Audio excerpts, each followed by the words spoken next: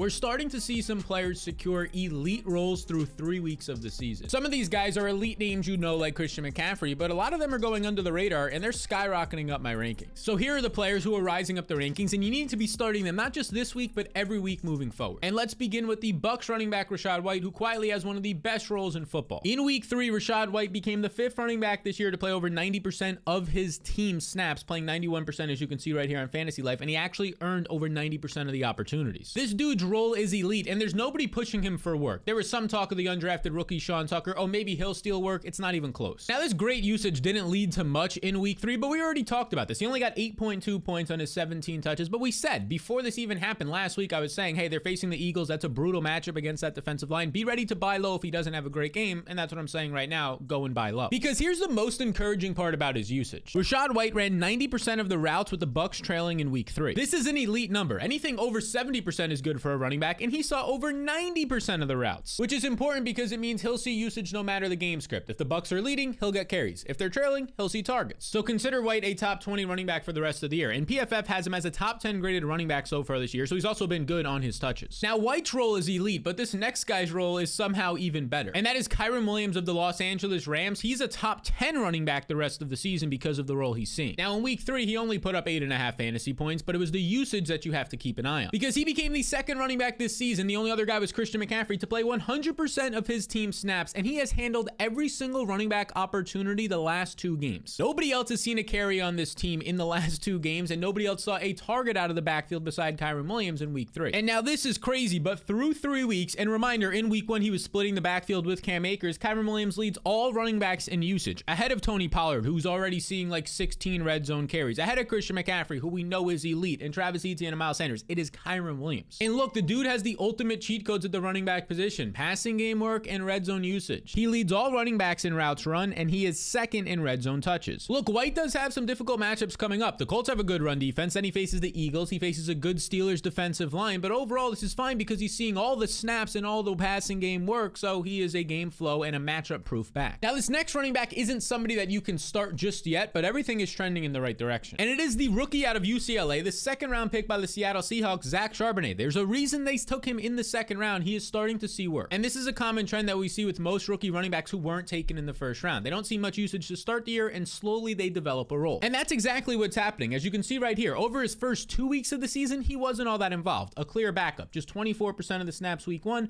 28% of the snaps week 2, only seeing 18% of the rush attempts the first 2 weeks, as you can see here on Fantasy Life. This is nothing exciting. And I started to get a lot of questions. Hey, should we just drop Zach Charbonnet? But there was one thing in week 2 that stood out. He played 100% of the 2-minute offense snaps, which he saw 0% in week 1. So his role was evolving, and that's a role that you put a running back in that you trust to pass protect and catch passes. So my takeaway was no, don't be dropping Zach Charbonnet. Let's see what happens. And then in week 3, what do we see? His snaps skyrocket up. A season high 44% of the snaps. He sees 27% of the rush attempts and still sees all of the 2-minute offense work. He ran more routes than Kenneth Walker. He earned 11 opportunities. And look, Kenneth Walker is still his backfield. He's the number 3 overall running back in fantasy. But the rookie in Charbonnet has been much more efficient. Look at this stat from Next Gen Stats. You can see it was a Jared Smollett tweet. Charbonnet, his rushing yards over expected. He is averaging 0.87. Walker 0.43. The translation there is that Charbonnet has been twice as efficient as Walker. And very quietly, Walker's snaps have decreased each week while Charbonnet's have increased. It's something to make note of. He should not be available in over 50% of leagues. So go add Charbonnet, and now let's talk about a running back who's also trending up. And this running back would be Breece Hall, who a lot of people took in the 3rd, 4th, or 5th round of their fantasy drafts, and so far he hasn't done much, but things are looking a little better. Because according to the Fantasy Life data, in week 3, he played a season high 48% of the snaps after playing just 33% the first 2 weeks, and then he saw 57% of the rush attempts, a big boost over seeing 36% the week before. Now, it's not quite full steam ahead for Breece Hall just yet because the Jets are still using 3 running backs. You have the $7 million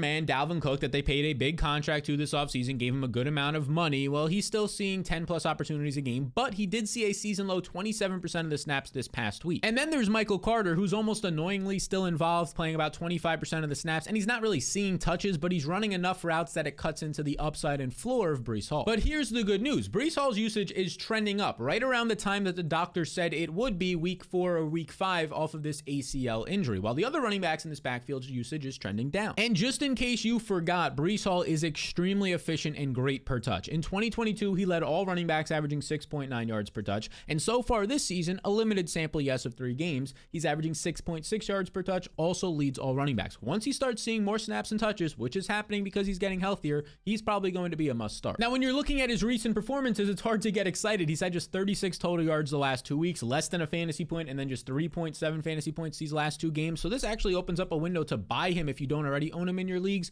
but he's somebody that if you have him, you're going to want to start in a couple of weeks. He faces the Kansas City Chiefs, and he's going to be a 14-point underdog. But after that, look at this. A matchup against the Broncos, a matchup against the Giants, the Raiders, the Chargers. These are all bottom 10 run defenses, and by this point, you're going to have a fully healthy Breece Hall. So he is a flex option this week, but I'm not excited about it as a big underdog. But moving forward, yes, he's going to be in your lineups. And now for this week, you definitely have to be playing Zack Moss. And every single week that Jonathan Taylor isn't on the Colts and playing, which it could be week 5, it could not be. We'll see what happens. Zack Moss has got to be in your lineup. Outside of Kyren Williams and Christian McCaffrey, nobody's seen better usage the past 2 weeks. In week 2, he comes in, he plays 98% of the snaps, he's 86% of the rushes, and has a 20-point day. This actually led the Colts to releasing Deion Jackson, who was their RB1 in week 1 because that's how good Moss was. They said, nah, this is your backfield now. And then in week 3, Moss played 76% of the snaps, and look at this. It led to an insane 32 touches. He puts up 145 total yards, and again, another 20-plus point game. Now, there is a clear issue here. This has been with Gardner Minshew, this production. What happens when the mobile quarterback and Anthony Richardson returns, who can steal the passing down work on some checkdowns, but also the red zone work? This is a fair concern, but for what it's worth, in week 1, when Deion Jackson was the main running back and Anthony Richardson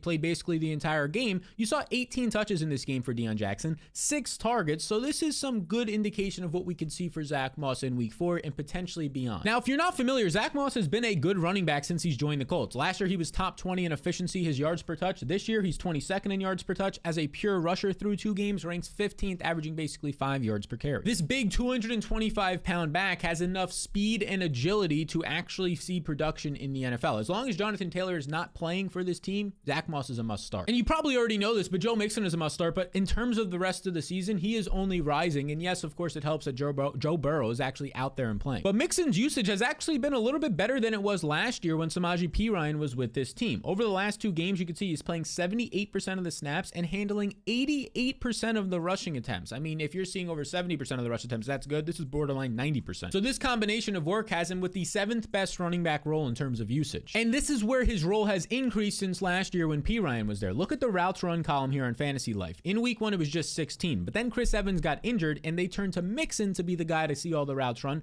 25 and 29. And this is going to just lead to more passing game usage, which obviously increases the ceiling and the floor of a fantasy running back. Now, Mixon has had solid production so far this season. In week 1, he scored 10.3 points. In week 2, he scored 13.5 points. And then in week 3, he scored 14 points. But here's the thing. None of these have been massive weeks. He's the running back 15 in fantasy points. Without a big boom week, you might still be able to buy him. And if you have him, you're obviously starting him. Now, another player rising up the rankings, he's been great no matter the matchup, no matter who his quarterback is, and that is Chris Olave. Through the first 3 games of the season, with both Derek Carr and Jameis Winston for a half of football the last time out, he's seen 10 targets in week 1, 11 targets in week 2, and 12 targets in week 3. This is the 7th best usage amongst wide receivers this year, and once Derek Carr left last week, he still earned 33% of the targets from Jameis Winston, which is right in line with his season average of earning 32% of the targets this year, his target share. Last year at the end of the season, this would have ranked 2nd best amongst all wide receivers. And Olave is just doing everything right now. He ranks 14th in wide receiver efficiency, 2nd in downfield usage, and 7th in overall usage. His quarterback will probably be Jameis Winston for the next few weeks or even few months, depending on the Carr injury, and honestly, this is okay. Because as you can see from my tweet right here, in 3 career games with Jameis Winston, of course it's a small sample, but Chris Olave averages 15.3 points on 9.7 targets per game. Now the caveat is now Michael Thomas is here, but Michael Thomas, he's been good at earning targets, but not downfield, and like I said, Olave earned 33% of Jameis's targets last week. The other thing to point out also is that Alvin Kamara does return from suspension this week, and he's definitely going to draw more targets than Tony Jones was out of this backfield, or Kendre Miller and Jamal Williams, but those targets will come away from the guys in the slot like a Michael Thomas or the tight ends, not the downfield usage of Olave. So Olave is a top 10 wide receiver for the rest of the season, and he's a top 10 wide receiver this week. Now we got to talk about DeAndre Swift, because last week a lot of people are saying, do I sell high on him? And my answer was to hold him. And now after week 2, after another big week, my answer is still, yeah, just hold him. Because in week 3, DeAndre Swift's snaps went from 76% in week 2 to just 54%, and he only saw 42% of the rushing attempts. His role actually got worse. Now despite this, he was still highly efficient. He earned 17 touches, over 135 total yards, and yet again put up a nice fantasy performance of 17.8 points. He ranks top 5 in yards per touch this season, ranks 2nd in that metric last year. He's an extremely efficient running back, running behind the number 1 offensive line in football. But despite all of those positives, there's still some concerns. And it starts with Kenneth Gainwell returning in week 3 and playing 46% of the snaps. This led to 16 overall opportunities, and Gainwell was seeing the 2-minute offense work. This was a split backfield in week 3. Swift saw the production, but they were actually rotating out every single drive. It wasn't Swift's backfield in terms of the overall usage. And this should have been expected because head coach Nick Sirianni said he's going to use the hot hand approach and use multiple backs. Now, he didn't really use that hot hand approach because Swift had the hotter hand. He kind of split the backfield still, but it's because Nick Sirianni loves Kenneth Gainwell, definitely trusts him the most. And then also we have to see what happens to this backfield once Boston Scott returns, because last year Boston Scott in this offense was playing nearly 20% of the snaps when healthy. He's missed the last 2 weeks. And just as a reminder, Miles Sanders last year had 1,300 total yards, had over 10 touchdowns, and still wasn't a top 20 running back because he wasn't seeing the passing game usage. But here is why DeAndre Swift is rising up the rankings. Last year, Sanders only had 20 targets. Swift is already on pace this year to see 40 targets, double what Sanders had last year when he was the running back 21 in this offense. I won't declare DeAndre Swift a top 10 running back, but you don't need that based on where you drafted him. I do feel confident in saying he's a top 20 back and he's rising up the rankings. And if you want to see my entire rest of season rankings, they come out every single Wednesday in the Fantasy Blueprint. You can see right here, you get a tool every day of the week I send you, whether it's the waiver wire tool, the projections and rankings, or the game-by-game matchup notes. Thousands of people are currently using the Blueprint to help them make their fantasy playoffs, smack around their competition each week, and you can get it as well by just scanning the QR code on the screen or clicking the link in the description below. And here's the deal. This is completely risk-free. It's only $5 for the entire year, but that's basically like putting up a little bit of a deposit, because if you don't make your fantasy playoffs, I just refund that $5 right back to you, no questions asked. So if you want to get the rest of season rankings, the projections, everything you need to smack around your competition, scan the QR code on the screen or click that link in the description below. Now let's discuss Marquise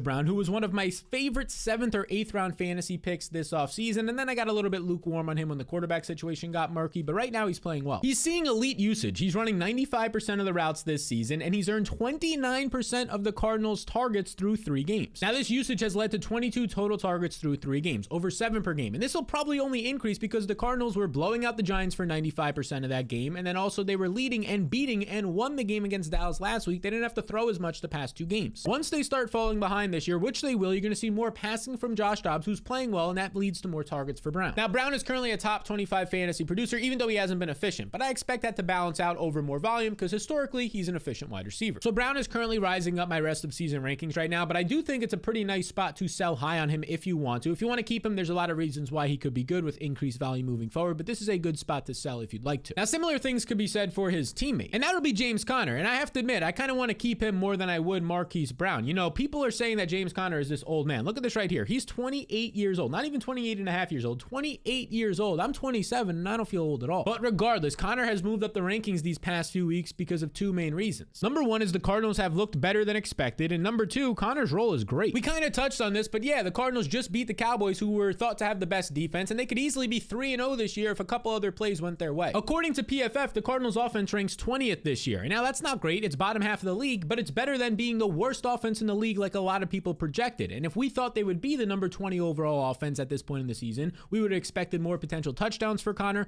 and a better role in the offense, and he would have been taken easily as a top 15 running back. But instead, he was taken around like the running back 25, 26, 27 because we just didn't know if he would get enough touchdown usage. Here he has 2 touchdowns through 3 games. And his role has been elite through these 3 games. Look at this. He's playing 74% of the snaps, and these 74% of the snaps have led to over 19 opportunities per game. And now, since the Cardinals have been leading in a lot of these games, surprisingly, we haven't gotten a lot of targets. Just 7 targets from Conner this season. Expect that to go up. And that should be going up this week right now because the Cardinals are 14-point road underdogs to the best defense and potentially best team in football in the San Francisco 49ers. I'm expecting at least 5 to 6 targets for Conner here. Keep him in your lineups. It is sketchy, but keep him in your lineups. So Conner is a top 20 running back the rest of the season, but this next player is a top 10 player the rest of the season. Not just for his position, the entire fantasy football landscape, he's top 10. And ladies and gentlemen, that is Keenan Allen, who is rising up the rankings, and no duh, he just had a 20 target, 200-yard game. Of course, he's rising up the rankings, but we have to dig deeper into this Mike Williams injury. Now, I have to admit, I was out on Keenan Allen. He was 31. His efficiency versus man coverage was dropping, but he is proving me wrong, and I'm happy that he's proving me wrong. So far this season, Allen has ran around on 95% of the plays for the Chargers. Great offense as well, and he's earned 32% of the targets. Keep in mind, this is with Mike Williams playing about 8 quarters during this span. Mike Williams was earning about 25% of the targets when he was out there and healthy, and now this is going to have to be replaced by Josh Palmer and Quentin Johnston. And I'm not sure those guys can fill all of that production and volume. Now, Austin Eckler will return at some point. He's dealing with a high ankle sprain and see some of it, but there's a good chance that Keenan Allen sees even more volume. And it's difficult to say that because he just came off of a 20 target game. Maybe he just ends up seeing consistent volume, a consistent 33% of the targets, and has more boom weeks now. And we do have a sample of him playing with Justin Herbert without Mike Williams. We have 5 games of that, and this is what he's done. In those 5 games, Keenan Allen averages 10 targets and 15.7 fantasy points. And check out my tweet when I dug up this usage. Since week 12, he returned from injury and got his full-time role last season. During that time, it's over like 11 games, Keenan Allen has averaged 11.5 targets and 22.9 fantasy points. 22.9 fantasy points would have led every single wide receiver, including Justin Jefferson and Jamar Chase last year. He's a top 10 player the rest of the season. Now, Sam LaPorta is obviously moving up the rankings after being the #1 tight end last week and being the first tight end ever to start his career with 5 or more receptions in every game. His role is legit, and like we saw last week, he's starting to get used more downfield. So far this season, the rookie ranks 2nd in targets, only behind TJ Hawkinson. And this is crazy because he's only ran the 18th most routes. So he's 18th in actual usage, but 2nd in targets. That's elite. And very quietly, the Lions have the #2 graded offense, only behind the elite offense of the Miami Dolphins so far this season. So you're getting Sam LaPorta out there running a ton of routes in the #2 offense. He's a top 5 tight end and a must start the rest of the season. Don't be trading him away. Now, I know LaPorta plays on Thursday Night Football, but this analysis is fine even for future weeks, and same thing for this next guy. And that's Aaron Jones, who is moving up the rankings. He is questionable for Thursday Night Football. By the time you're watching this, you'll know maybe if he played or if he didn't play, if he had a great game or if he didn't. That doesn't matter. Just know this. Moving forward, he's moving up the rankings as a top 12 running back. As a quick reminder, he was a top 3 running back in week 1 when he went out there and only played in 3 quarters against the Bears, and he puts up right here on just 11 touches over 120 total yards and multiple touchdowns. And if anything, it helps his case that A.J. Dillon struggled immensely when Aaron Jones was out. It just shows you that he's probably going to see even more usage moving forward. Now let's discuss some of the other highest scoring players and whether these guys are trending up or down my rankings. A-Chain and Mostert are trending up the rankings, and so is Kenneth Walker. But again, these guys are all trade targets in my opinion. We talked about Zack Moss. There's some obvious names on here.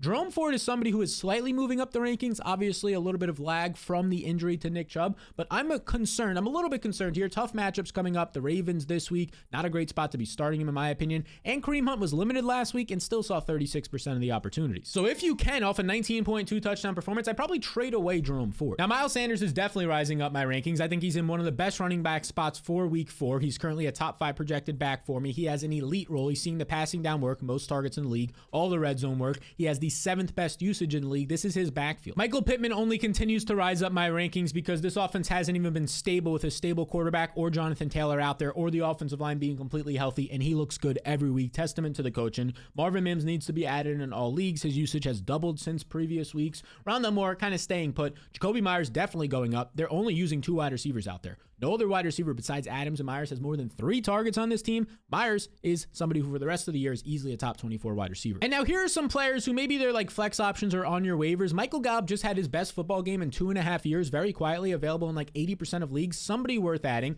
Calvin Austin, only really worthwhile for the Steelers if you need a flex play for this week until Deontay Johnson comes back. And Christian Kirk, you might get another week to start him, but it's a bad spot. It's a really bad spot against Atlanta, who's going to run the ball a lot in London this week, early morning game. It could kill the passing game on both sides of the ball in this one if it's slower pace. I'd trade Kirk before Zay Jones potentially returns. So these are the players who are skyrocketing up my rankings for not just this week, but the future weeks as well. Which means these are players you want. You want to start them, you want to acquire them somehow, but if you want to see the guys you need to trade away as soon as possible, well, check out this beautiful video right here. If you made it to the end of this one, make sure to hit the subscribe button to see all my future content for the rest of the ESU. And here's a double one, schmack around your league mates.